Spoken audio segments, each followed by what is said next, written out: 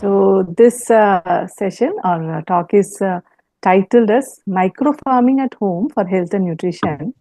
And so we can call it as Harvesting Health at Home itself. And just I would like to show you the art of micro farming at home in a simple way for small things to just start off with. Next slide, please.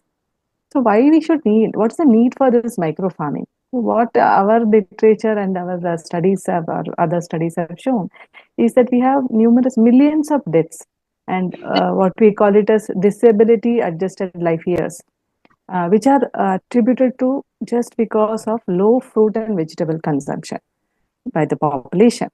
And though there are sufficient per capita means per person availability of fruits and vegetables, consumption of these foods, why they are important? Because they are important in micronutrients. Nothing but micronutrients are minerals and vitamins. Okay. And though these are available, but the consumption of these micronutrient rich foods are very low, both in urban areas and rural areas. And green leafy vegetables among these are the least consumed food groups, again, both in urban and rural areas. So this is done by a leading National Institute of Nutrition of our country itself. So adoption of micro farming, we are expecting to reduce the dependence on fresh produce from outside, and so that you can have it more easy, be available regularly or more commonly available, and it will ensure food safety. You don't have to worry because you're growing it in your area, within your vicinity, under your supervision, and it can also be called a zero mile food. So zero mile foods have become very important because people, most of the time, don't have access. That's why they don't consume. So when you grow it at home, it becomes a zero mile food. You don't have to walk; it's just next to you.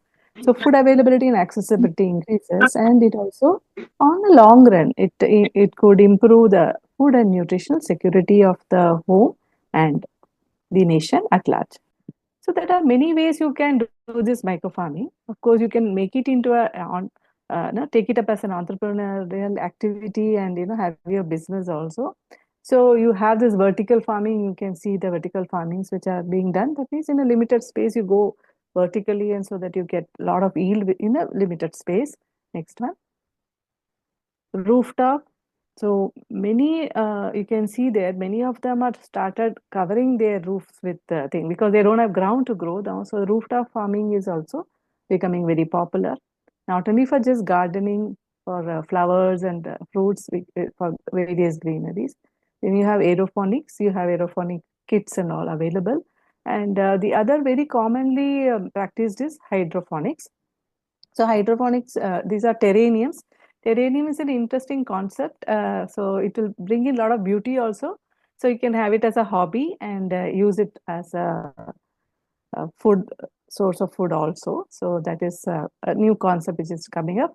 And hydroponics is something which is very practical because there are a lot of hydroponic sets available, and you can see right in the top of the picture up there, where small things at your home can also be used as an hydroponic basic kit to start off with before you have a full setup.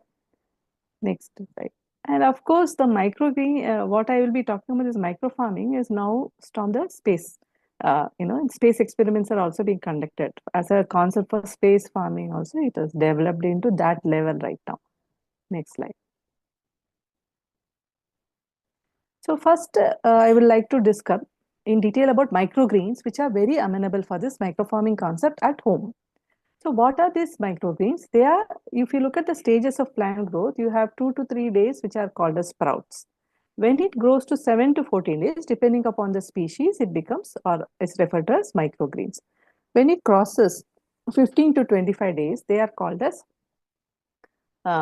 they are the intermediary category. And once it becomes 35 to 50 days, it becomes, or it is referred as baby greens. Again, it varies depending on the kind of the species you are to see. Here, if you take the baby spinach, you would have seen many places baby spinach being used. And then mature greens takes almost, 10 times more than the microgreens. You can see 60 to 70 days.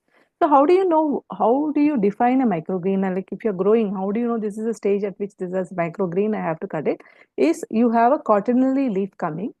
And apart from the cotinelly leaves, you have the true leaves. A set of true leaves will emerge. So that is a stage when we call it as microgreens, and it's ready to harvest, which usually takes about 7 to 14 days.